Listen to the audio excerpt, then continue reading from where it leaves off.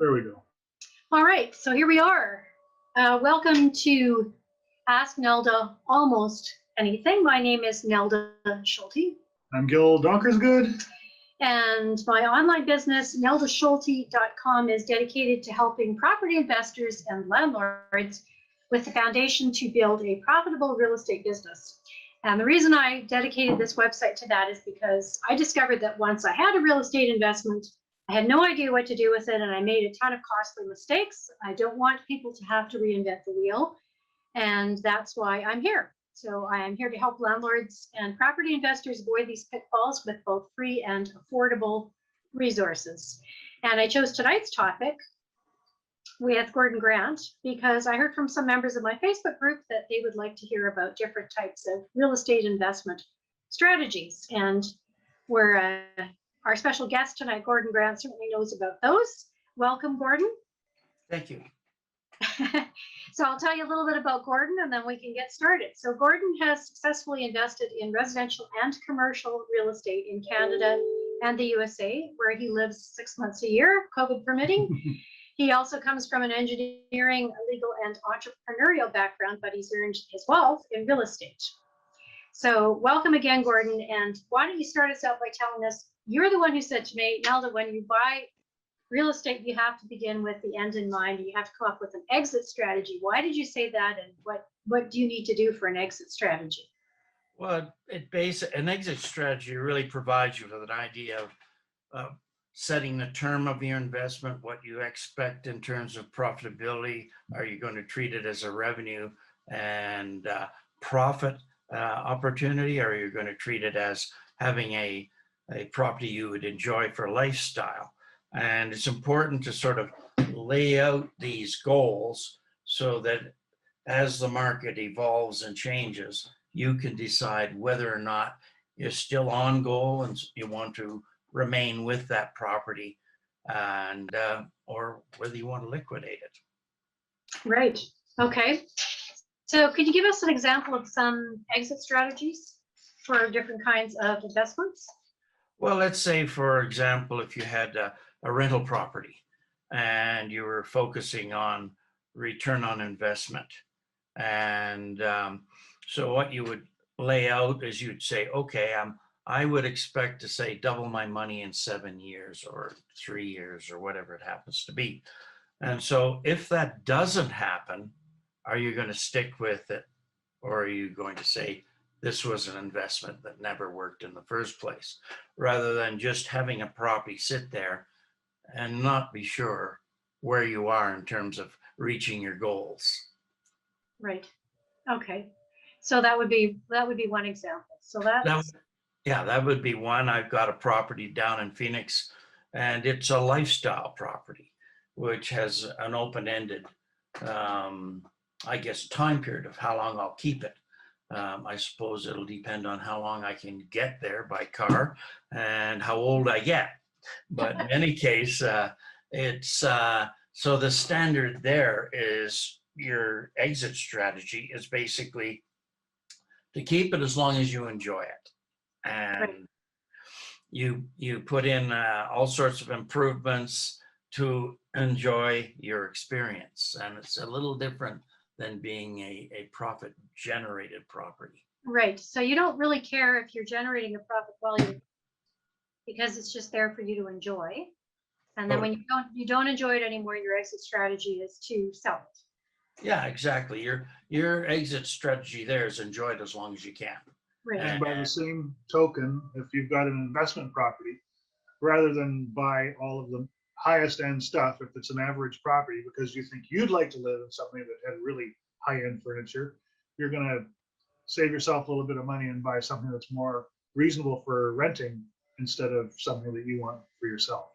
Exactly. Like an example is, and it's no longer the case, but back in 2012, when I bought properties in Phoenix, you could make a greater percentage of profit on your invested capital by buying a cheaper property.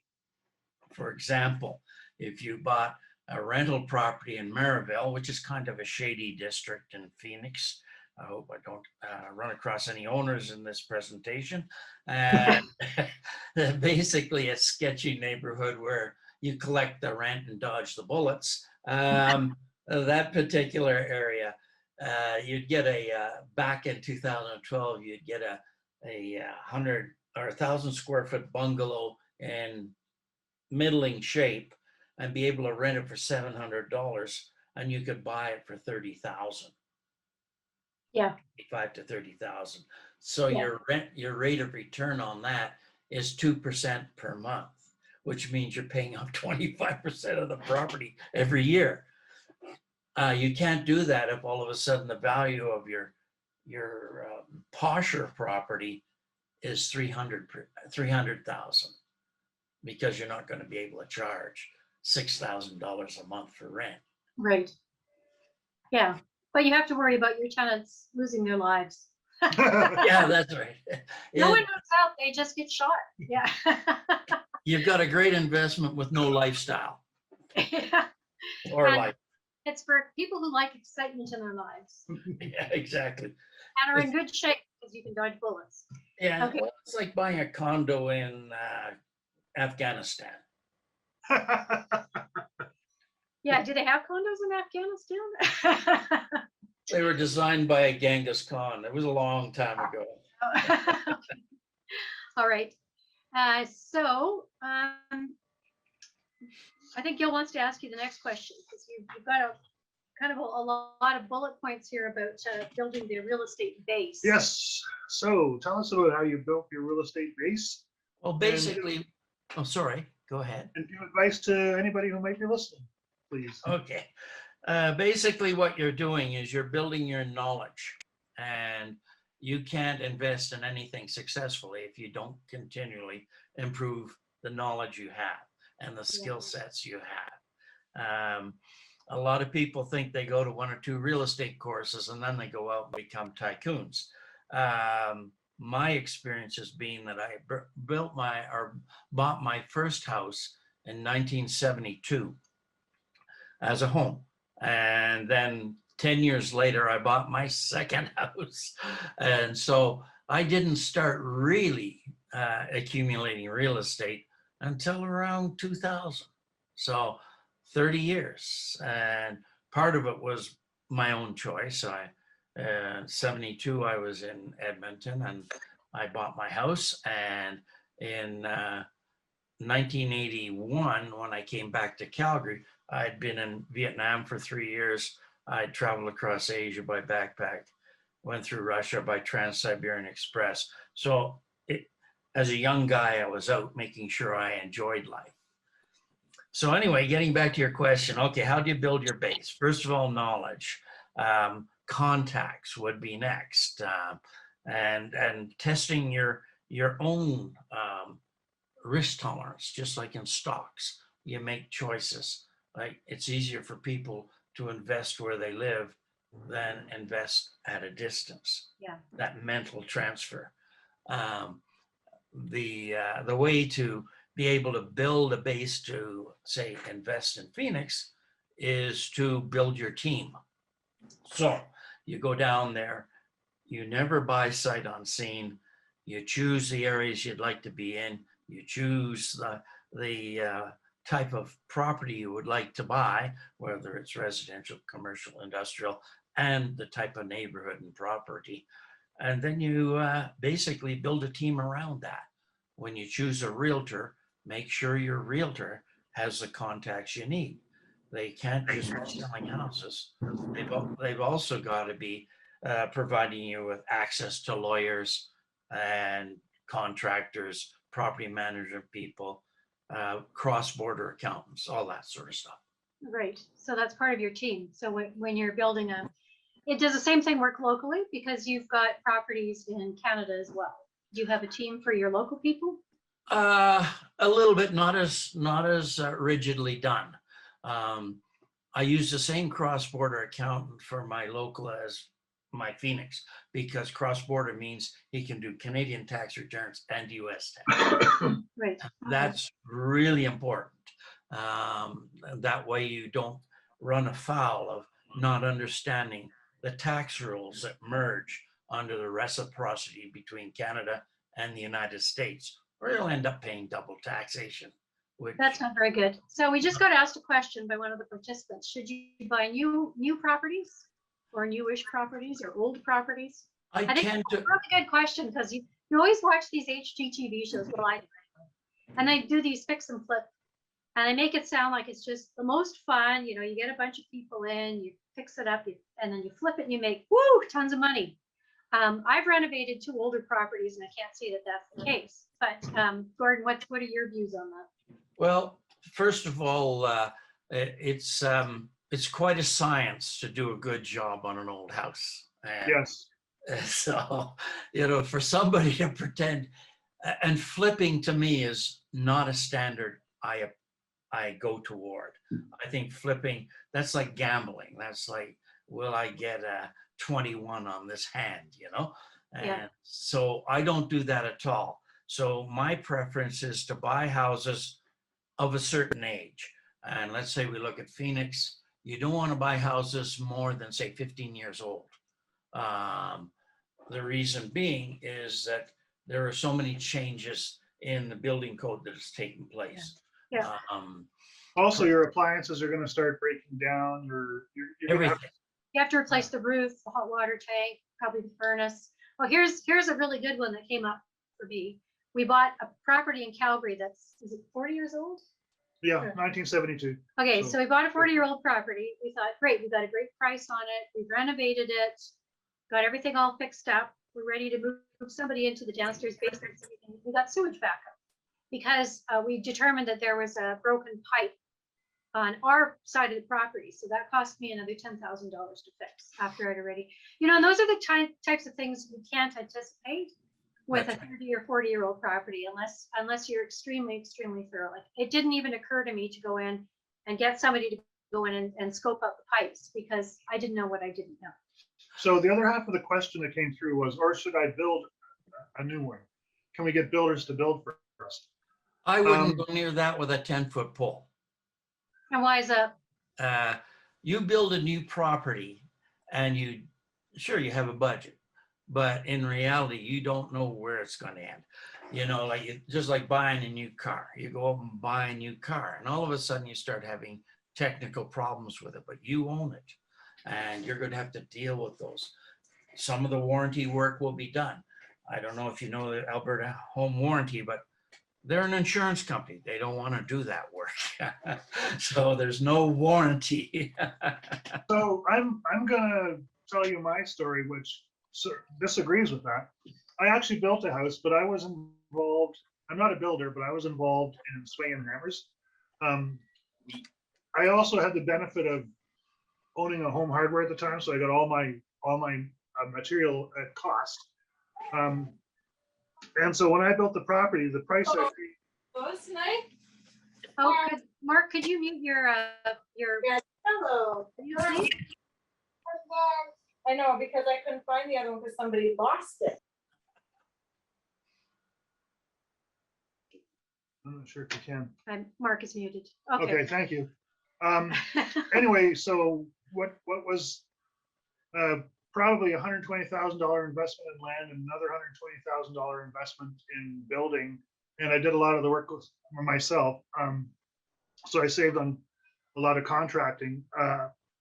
Once it was built, the difference between the cost of the property and the value of the property was a down payment. So I immediately qualified for a mortgage, even though I had no cash. So that worked out for me, and it's still working out. But the property happens to be in Victoria too. I would not likely have the same joy if I was in Fort Mac, for example. Yeah. Well, the big problem there is, do you have the time to project manage a job for a year to 2 years? And any bits that keep trailing out there. What I like to have a good, you know what they say, buy the cheapest house in the best neighborhood. Yeah. So what I do is I like to have a really good location in a great neighborhood, and the basics are there. The place isn't a disaster. Right. Then if I try to renovate it and bring it up, I can do it in the 6 months I'm in Phoenix, and I'm not worried about what's going to happen in the next 6 months before I get back there. Right. And so that would be my reason for that type of approach. Like my background is architecture, engineering, and project management. So I understand how to do all that stuff, but that's why I wouldn't do it. Okay, so tell us about the developing and understanding a basic real estate model, because you've got, you've got a lot to say about this. So how did you develop and understand a basic real estate model, and what is a basic real estate model? Well, we'll start out with just the beginning. There are a lot of people take courses from these real estate gurus. And what I recommend to all my friends, based upon the experience I've seen and what I've heard at these courses, is that you take the first 2 cheap courses that might last only a few days, but don't go anywhere near the $20,000, $30,000, $40,000 courses, because they give you all sorts of information that you're only going to use if you become a real estate tycoon, and most people won't. And so you're paying money for something you're never going to use. The 2 most important things you can get from those types of training is access to below market deals, Right. financing, neither of which you're going to get from those guys. The guru is certainly not going to give you one of the best properties he's ever found, so he's going to keep that. He's going to slough off the properties he doesn't want. And the other thing is the finance almost never comes through, and so you're going to have to finance it yourself. In the United States, basically, there is no financing for non-citizens like Canadians or anybody else that is not an American. So if you come down to the States to buy a property, you have to have all of your cash in hand to buy a property then? Yeah, that's the best way to negotiate. And it's also realistic, because you'll spend months giving people information to try and get the financing, and it won't come through. You will not qualify in the end. And the only kind of financing you can get in the States would be like a vendor take back. Okay. But if you're buying properties or under distress, those people want their money. They don't want to be financing you. So that's one thing. Now, the next thing I should talk about in building this model is you ask yourself, is the timing right to get into the real estate now? And what you have to look at, the engineers call it S-curves. So 2 S-curves form a U. And at the top is the bubble, overly inflated value on the real estate. The next is the initial decline, where people are still buying like crazy, but the property is starting to lose its value. And then the next is you start going into a recession. The bottom is where nobody wants real estate. And then it starts going back up again, all in time. And that's when smart buyers buy. They don't buy when everybody wants real estate. They want it when it's starting to get a little better, but everybody hates it still, because you're going to get your best deals then. And then it'll go through its cycle where it'll go from a minor recovery to a vibrant market to a bubble. Now what happens? That's where you're, just talking about your exit strategy. Do you exit when you see a bubble and take your money and run? And so the next thing after that is, what do you want to invest in? Residential, industrial, commercial, raw land. And basically, I think most people won't go near raw land. It's a 20-year process. The industrial and commercial are quite specific. And commercial right now is a disaster because of internet buying and the fact that people are starting to work out of their homes. So office and retail, I wouldn't go near either of them. If you're in Phoenix, you'll notice 20% of every small mall is vacant. Oh, really? Yes. Wow. And that's like the US is a bit ahead of Canada, and the big malls are like, they're like disaster city, you know, you can barely see anybody in the malls sort of thing.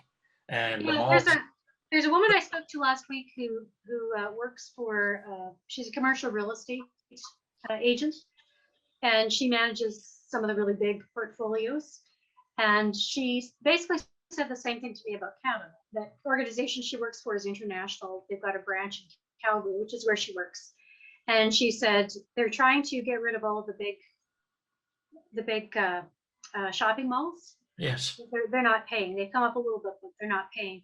And she said the strip malls in Canada seem to be doing well. yes. Well, basically, when you're walking some of the big malls in parts of Phoenix, you could use them as a bowling alley because you wouldn't hit anybody when you toss the ball down the hallway, you know. And so then the next thing is where, and this becomes quite important. The people that are looking at real estate in general in America right now, in the US, are stating that there's a $6 million shortfall of residential units in the States. Mhm. And that if you look at current production, even with the economy bursting at the seams, they're not going to even come close to filling that gap in the next 10 years. So that means that the demand side is going to be strong, supply side is still going to be weak, which of course props up prices. And so there's that. Now, that's the whole US. Where do you want to go if you're looking at the US? Well, you want to go to the Sunbelt states that are generally lower cost states in terms of taxes. When I'm talking about property taxes and all that stuff, a friend of mine invested in Dayton, Ohio, and he was getting houses for about $8,000, including wow. a lot. Good deal. You can put that on your credit card. Yeah, that's what he could have done. But he lost everything, you know, and he lost everything. And I talked to a guy who was visiting a friend of mine in Phoenix, and he said, yeah, he was from Dayton. He owned apartment buildings. He walked away from all of them. And he said, the reason is that the property taxes were so high in Dayton that you couldn't make a profit. Oh, You had to walk away. Even with the revenue, you couldn't make them work. wow. So that's what I'm saying there. Those northern states, they're colder. They're not as fun to be in the winter, but they're also much more expensive for everybody. And there's a massive migration in the US right now to the Sunbelt states. And there's a massive migration out of expensive states. Like right now, there's millions of people moving out of California. Hmm. They're going to Texas and Arizona.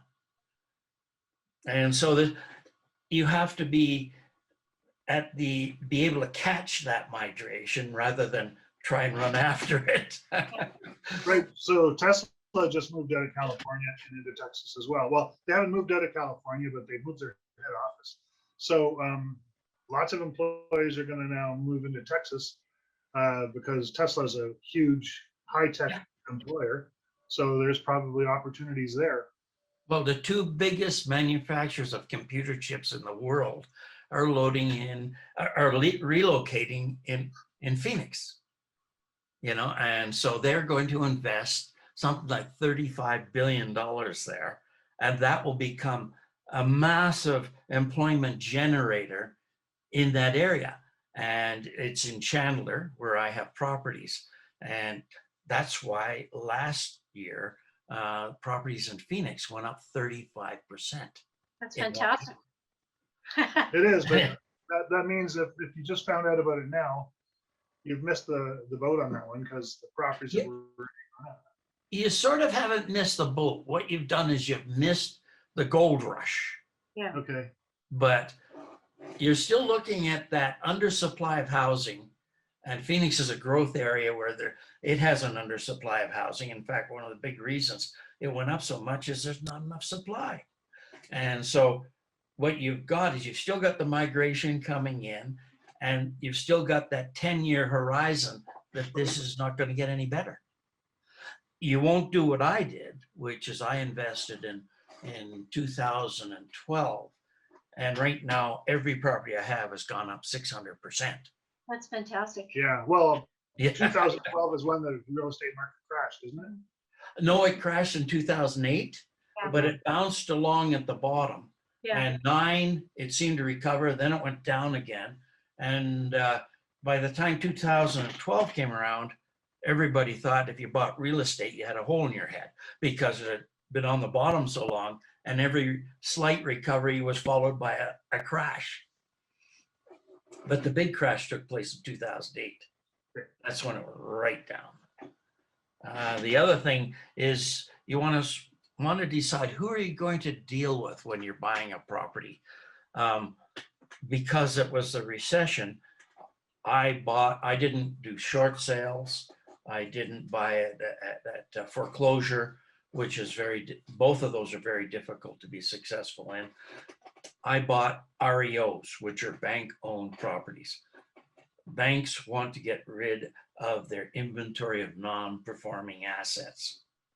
And as a business person, I'd been treated fairly roughly by the banks, so it didn't bother me to negotiate hard and watch a banker cry. So that can you was can you give us an explanation of what the REO acronym stands for? I'm sorry, I missed what Can you give us an explanation of what the REO acronym stands for? You said it's bank. Oh, I'm not sure. It might be, no, I don't know. REO. That's just, that's all I know it as. It's bank-owned properties. Okay, all right. I don't know what that It is. should be BOP then, bank-owned properties. It should be What's that? It should be BOP rather than REO. No, it should be bankers crying, BCs. BCPs, bankers cry properties. We have a question from Amy. Wait, it looks like we've got another question here. Curious to know what your thoughts are on a crash happening in Canada. Our banks are different here, and we continue to increase the amount of new Canadians coming into the country. Well, basically, right now, the real estate market's very, very good in Canada, right across the country, even Calgary. And we're not at a point of crashing because there's also a shortage of supply of housing in Canada. So we're not at that where you've run up to a bubble and the bubble has burst and all these people speculating. You remember what was happening in the States. They had all these people who couldn't afford their own mortgages getting mortgages. Yeah. You Yeah. had hairdressers with 10 properties, and they didn't have the money to pay the mortgage. That situation isn't taking place right now. And so I think that the possibility of a crash in Canada over the next, say, 5-10 years shouldn't happen. If the prices go through the roof, be careful. That's when it starts happening. If prices go through the roof and interest rates rise, you're looking at a potential problem. Yes, I agree with that. But our interest rates have stayed really quite low. I'm finding that rentals are renting, well, even the beginning of COVID, things rented much faster than they did before COVID. And I think it's, again, because, well, the banks made it more difficult for people to qualify for mortgages. And so more people were renting. The government also did. And That was a yes, stress test, yeah.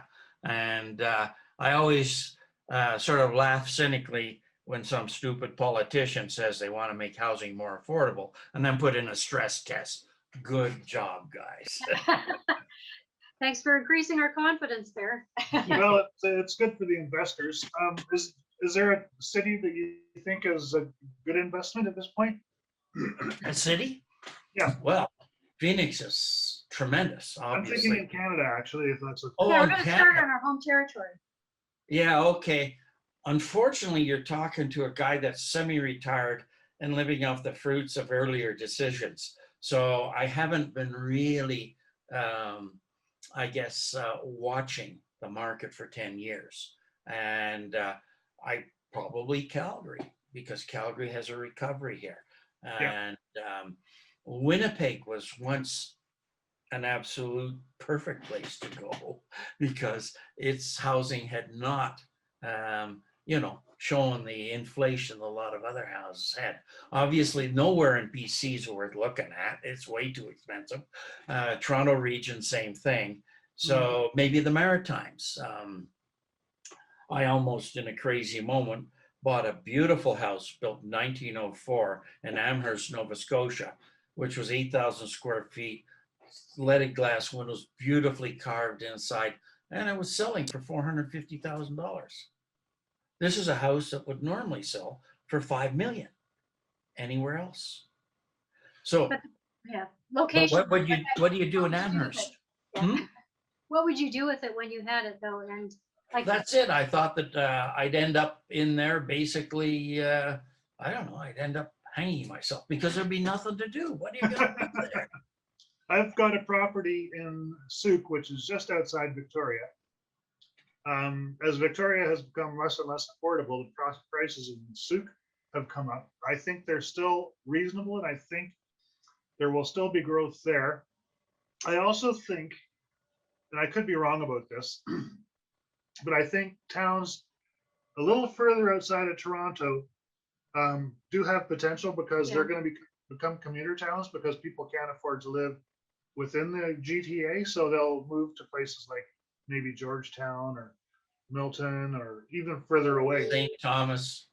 Yeah. actually, I read the PwC reports every year, and that's one of the trends that they noticed during COVID was that people who were living in the city moved outside of the city. Yes. They could get a bigger property, a better price, and a better lifestyle. So And- that has actually been a trend. And I just briefly glanced over the PwC report today, and it looks like the same trend is continuing. And now that we're working from home, even if you are in commuter distance from Toronto, you may never actually have to go to the office. So you want a nicer house. So people are upscaling. They're buying bigger houses that have a home office for the husband and the wife, and whatever for the kids. So backyards. They might go to Coburg, which Yeah. historically was a beautiful town. Kingston, which is quite an interesting town. Peterborough, Perth, Yep. the eastern area, Madoc. And if you're going west, of course, it's places like St. Thomas. And all of these towns at one time, if you went back 150 years ago, relative to, say, a city like Toronto, were quite big places. But did nothing for 100 years. Of course, we have to qualify by some. We're just guessing. We're Nobody actually speculating. Yeah, we're knows. guessing. No one knows. Unless we look into a crystal ball. So we've Yeah. talked about, I just want to kind of summarize here. For developing and understanding your real estate model, you said you need to know when to buy, what Yes. to buy.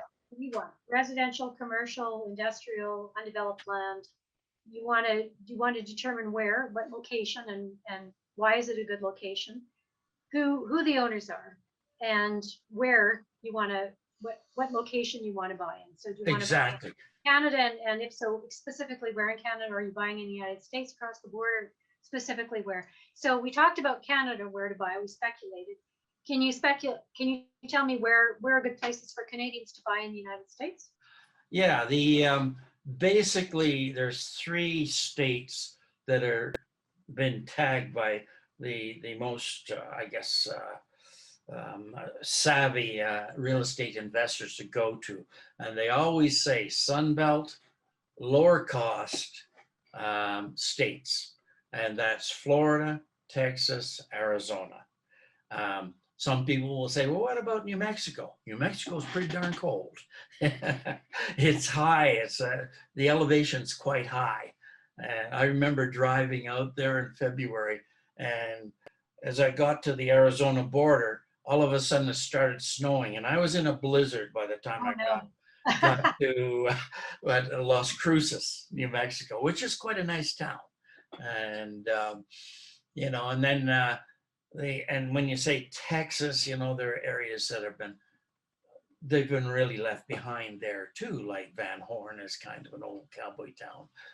It's still on the major route going, but places like, say, Corpus Christi would be interesting, and anything along the Gulf. And the better Gulf properties are in Florida, but they're more expensive. Like if you look at a a satellite photograph of the Texas coastline on the Gulf. All of the mud from the Mississippi River is down along that western edge of the Gulf of Mexico. So all the deposition of all of the mud, and it doesn't look clean. But there's some nice places like Padre Island and what's that other, and Corpus Christi, yeah. So now we're on real estate investing with the US without a vendor take back for non-US citizens. So you looks like you had a point here that you wanted to mention about that. Well, basically, I've only been able to get financing down there by going to a bank that charged me more than what I'd want to pay. Like today, if I qualified like a US citizen, I would get a 15-year mortgage at 1.75%. Oh, wow. And 15-year means 15 years, not Canadian mortgage. That means they don't renegotiate the interest rate for 15 years. Oh, Oh, wow. that's amazing. Yeah, and so whereas when you say a 15 or 10-year mortgage in Canada, that's just the amortization rate. Right. They renegotiate every 5 years maximum type of thing. And so unfortunately, there's another way of doing it, and that would be to, like if you've got people like doctors and dentists and people like that who make a lot of money, but don't have the time to look at investing in real estate and are interested in the US, you could become their agent, if you will, to set the whole thing up. But you're going to have to do a good job. Yeah. And that would be about it. There's one other thing I was going to say, but as I get older, I forget these points. But what about joint venture partners? Because you always hear a lot about JVing. And I'd like to hear your thoughts on that. Generally speaking, I avoid partners, and I avoid any relationship with anybody where I don't have complete control over the title to the property and me owning it at the end and the management of the property. I bought a property in Phoenix, which was very good in the upper part of the northern part of Phoenix back in the 80s. And it was bought through a realtor in Calgary and a BC real estate company. And I got title. I had my own unit. I knew which one it was, but they managed it. And to get rid of them as managers, we needed a quorum of the owners to get rid of them. And the problem that happened was a lot of the people who originally invested were no longer in the property, and parts of their family now had it as part of an estate. And they would not challenge the guys who put this whole thing together. So in the end, what they did is they kicked out all the tenants, so the revenue stream stopped. And then they went out and they started charging exorbitant fees for management and repairs, like $5,000 to put a new toilet in. Like anybody else could put it in for $200, and they did this until they built up a liability to the owners of $1.5 million. Then they reneged on the mortgage, which they were supposedly to pay, and we all lost our position. That's terrible. But that's what happens when you get involved with people that have any level of control over your property or the future. That's why I say get out, go there yourself, do the work, be in control. Yeah. I actually talked to a woman, well, maybe about 8 months ago, and she had bought, considered turnkey. She lives in the States. She's American, and she bought some American properties in Atlanta, Georgia, that were supposed to be turnkey, and they were supposed to be managed, everything taken care of, and she wouldn't have to worry about a thing. And then she was wondering why she wasn't making any money. She kept losing money. She thought, well, okay, maybe the first couple months, because maybe they're fixing them up, whatever. And then she started looking at the bills, and they were charging, like your property, exorbitant prices for doing any amount of maintenance. So, if they had to fix the kitchen sink or whatever, they were charging like $3,000. And then they said, oh, we have to redo the flooring in the bathroom and replace the shower head, and they were charging her $3,000, like crazy prices. And she says, are you kidding me? Like, I could get this done. She lives in Arizona. in Arizona for this price and that price. And then she reviewed the contract, and they were charging a ton of money for actual maintenance fees. And they charged her money even when there were no tenants in the property. So the way the contract was written. Okay, sorry. So in essence, what happened was she didn't read all the documentation really thoroughly. And she realized when she read the property management documentation, there was absolutely no way she could win with that investment turnkey property. And she ended up backing out of it. And so she figured it was better for her to just cut her losses and move forward rather than, try and make it a go, because there's no way it could go. So I hate hearing stories like that, but they all happen off and on. Well, the basic point is that you either cut your losses early or you stick in it and they kick you out of the property anyway. They have to figure out a way to cheat you out of your investment. Just what you're mentioning, this whole thing of exorbitant management fees and repair costs. This is a standard approach undertaken by these scam artists that come up with syndications, joint partnerships. I say stay away from those. You might as well stick your feet in the water and have a great white shark take your leg off, because the person you're dealing with has no more morals than a great white shark.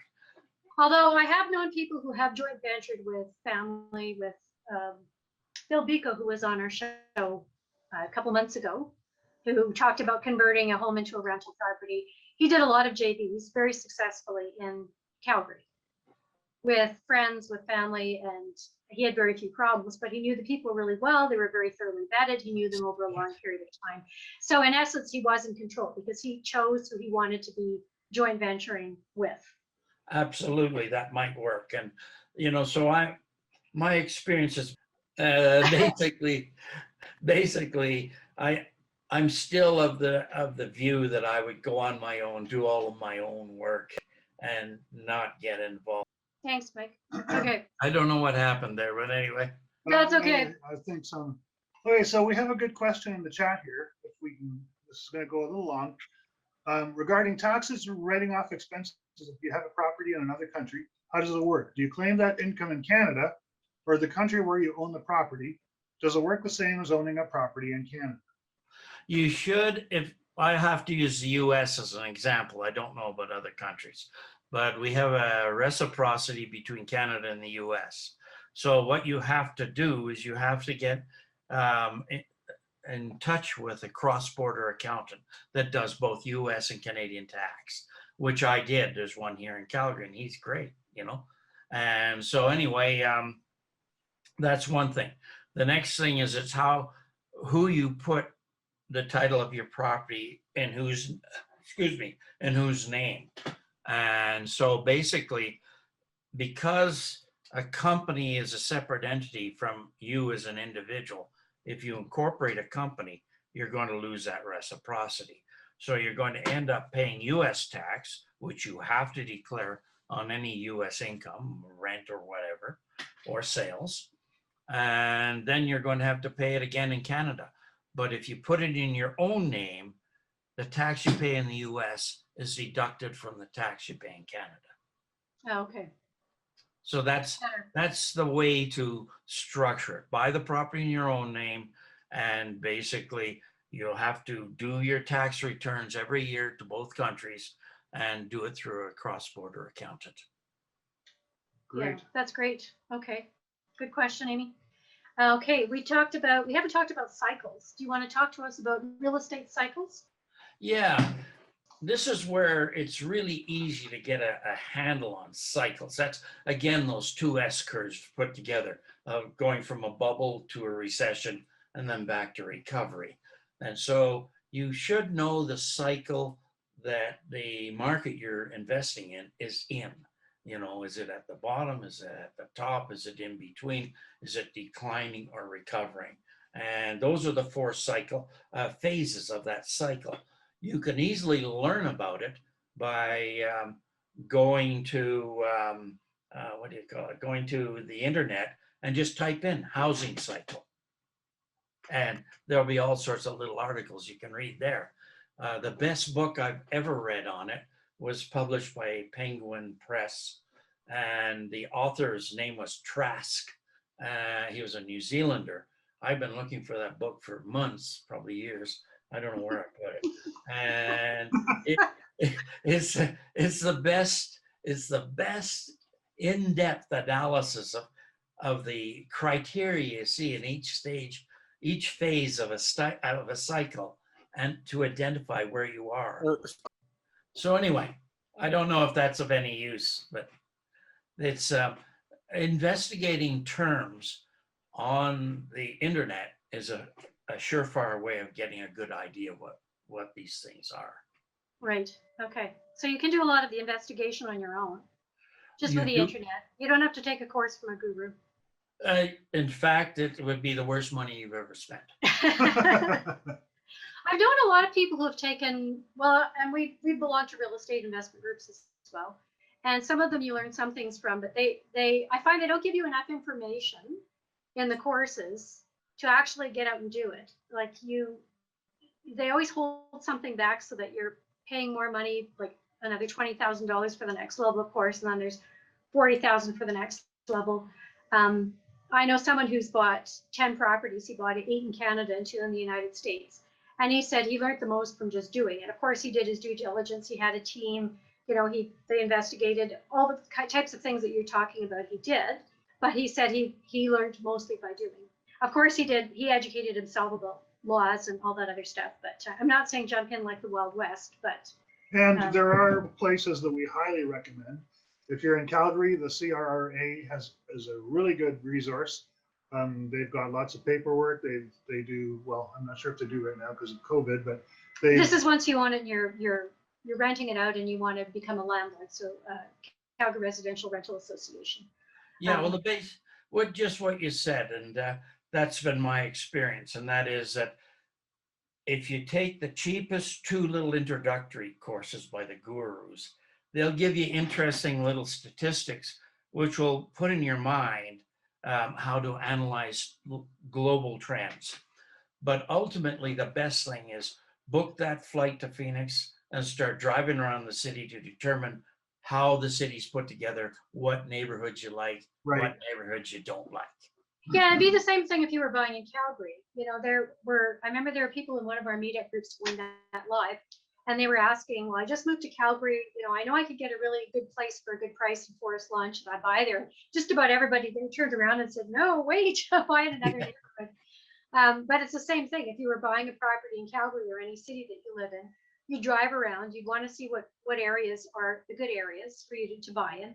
You try and find maybe the worst house on the best street, or a house that's 7 to 10 years old and a motivated seller, you know, whatever. You'd be doing your due diligence. You wouldn't just sort of go into a blind thing. Exactly. And then you can start applying exit strategies. You can start applying your real estate metric of the model that you like.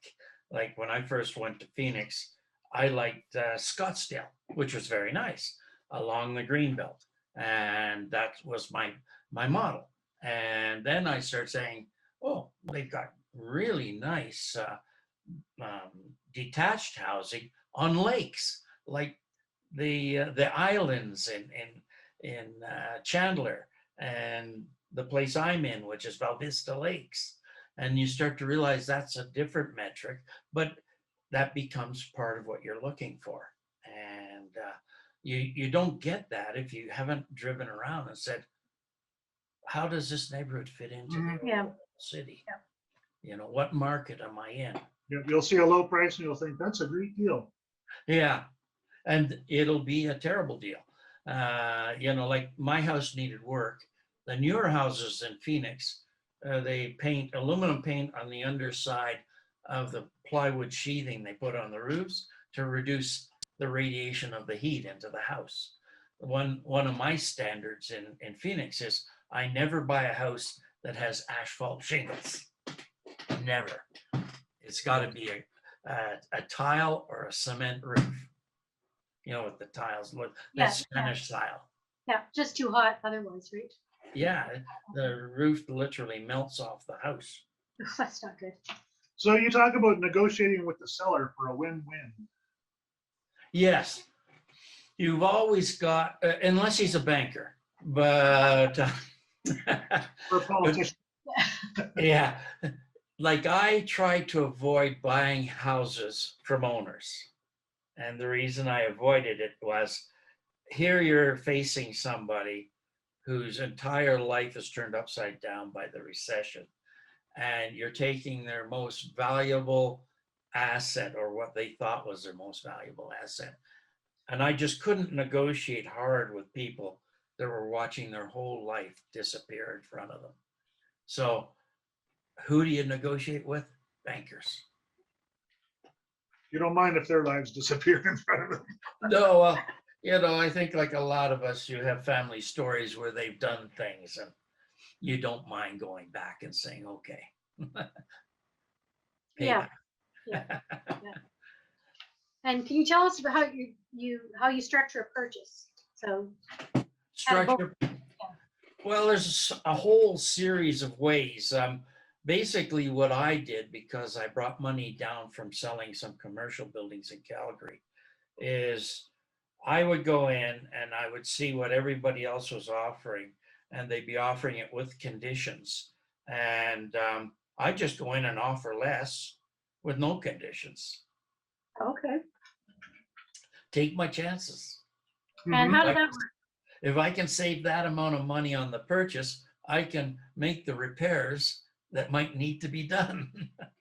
And my background in architecture and engineering helps me to take a quick look around and say what I think is deficient in the house. Right. Okay, so it's an intelligent risk.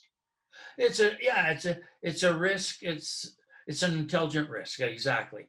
You're being paid up front for taking the risk by getting a lower price.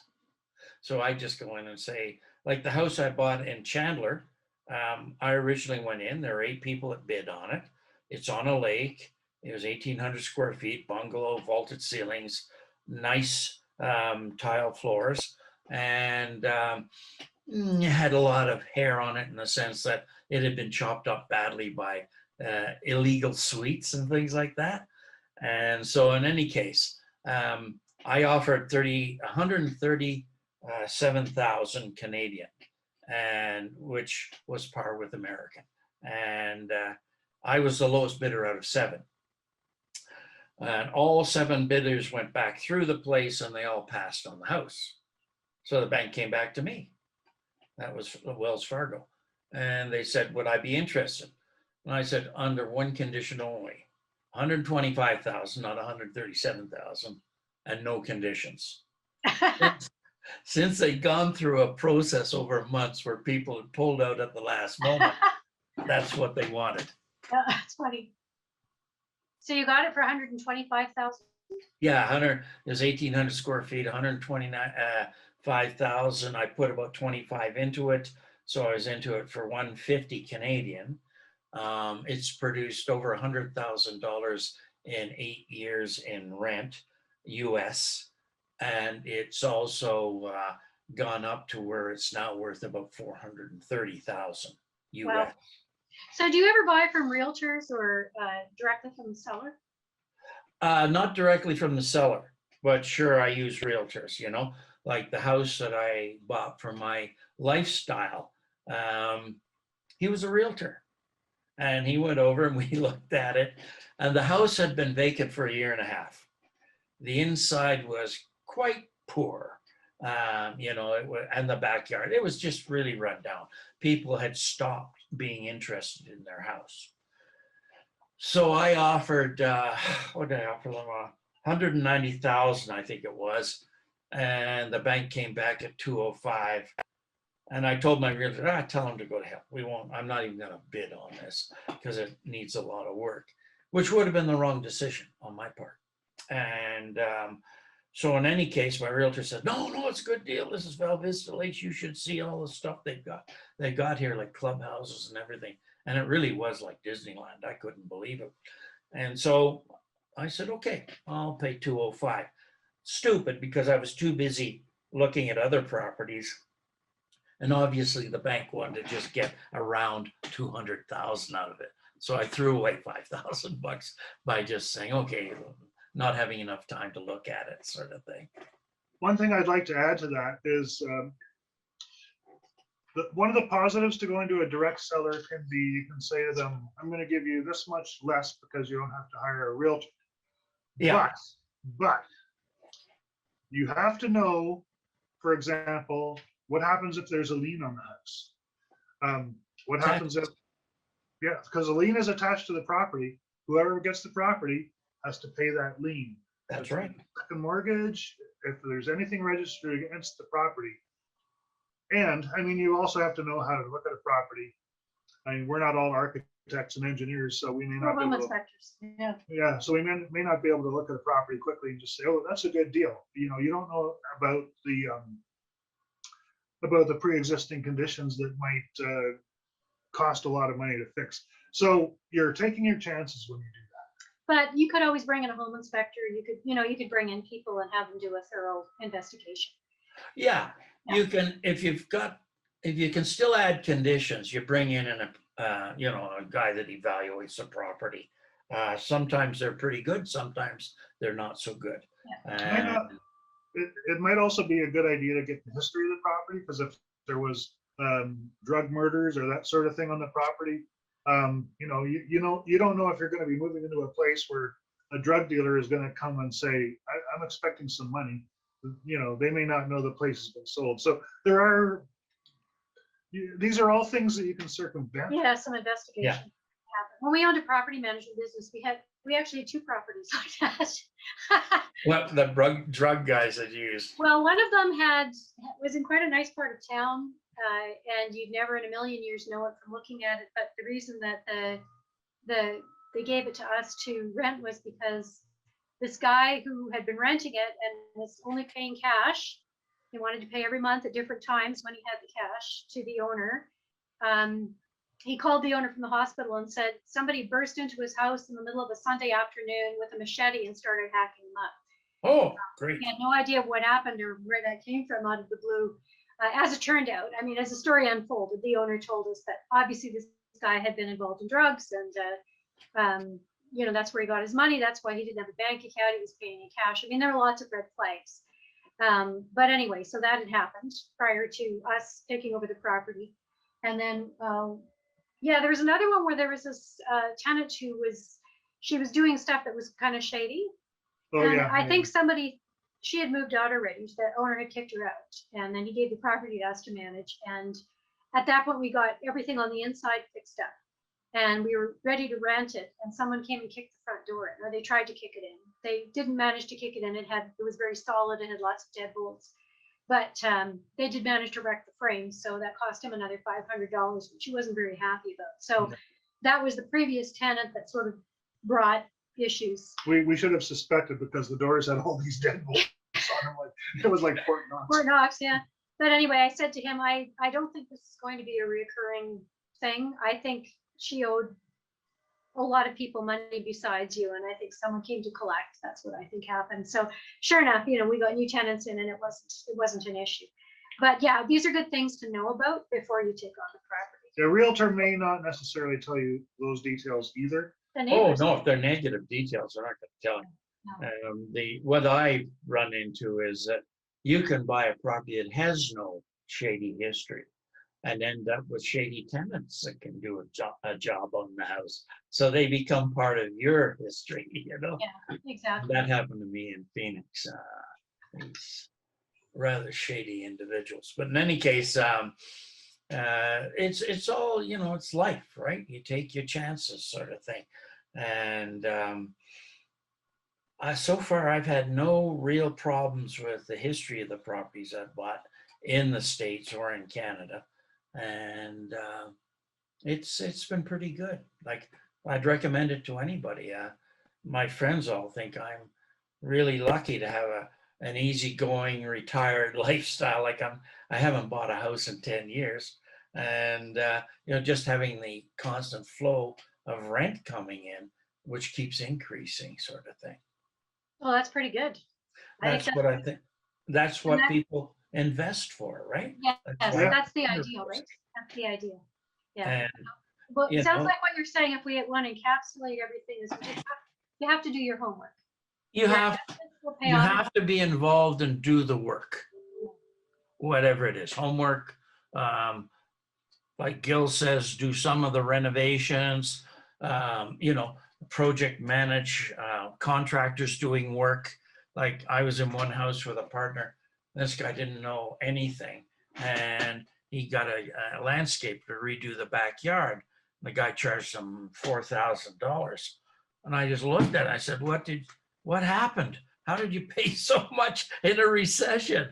And the guy basically didn't realize that he could have paid a third of that. You know? He just didn't know.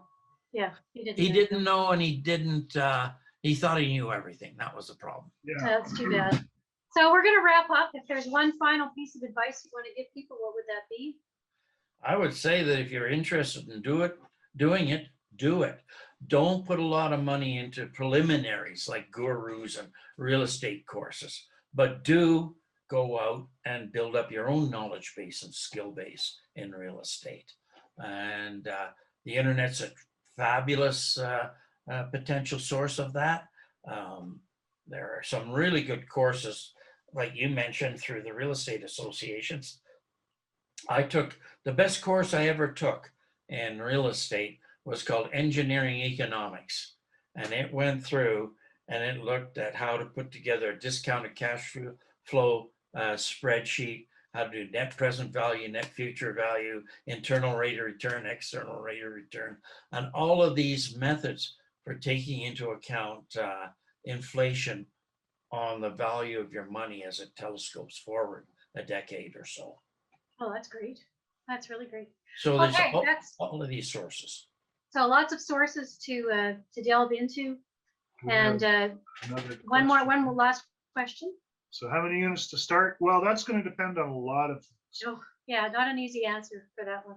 Yeah, I mean, it's how much money you have, is the big one. What part of town you're in. Risk tolerance. Yeah, like you can build a multi-unit in Forest Lawn and probably make some good money, but you'll have to work really hard. You can build a multi-unit in Eau Claire, and you're going to spend a whole pile of money, but you're going to get a whole different quality of tenant. Can you charge the prices that you could charge in the boom during the oil? You- When the oil was at its height? Probably not. Yeah, you don't get the big revenues. I was getting $6,500 a month for my place in Princeton, and now it's down around 3,000. Yeah, so that tells you It'll something. recover a bit. So I'm going to start wrapping up here. I want to thank you all very much for joining us. And if you like this session, like us on Facebook. This is on Facebook Live on my real estate investment resource network on Facebook. Join our group if you'd like information there. I post lots of information on there throughout the week, and there are a lot of discussions. People Yep, ask you can always questions. ask questions on there and they'll get answered by lots of people. It's a great group, and they're from Canada and the United States. And then these videos are also going to live on my YouTube channel eventually, all of them. This one I'll post within the next day or two. And my YouTube channel is Nelda Schulte. It's just Nelda Schulte. I was going to say neldaschulte.com. I'm also on Twitter at Nelda Helps Me. And as I've mentioned in my chat box here, I have a website called neldaschulte.com, and there's tons of resources on there for you, a lot of free stuff, and some very reasonably priced courses and resources as well. So if you'd like to have free access to landlord investing resources, just click the green membership button on my website, neldaschulte.com. We run these Ask Nelda Anything sessions once every 2 weeks. We'll run again in 2 weeks' time. And thank you very much for joining us tonight. If you've got suggestions about speakers, by all means, text me, email me, put them in the chat box, and I'll do what I can to help you out. So thanks again. Have a good night. And thank you, Gordon, Thank you, very much for Gordon. joining us and sharing your insights. My pleasure. Thank you. Thank you. Good night. Good night. We'll see you then. Okay. Bye-bye. Recording. I want to press stop recording. I can't find it. Okay.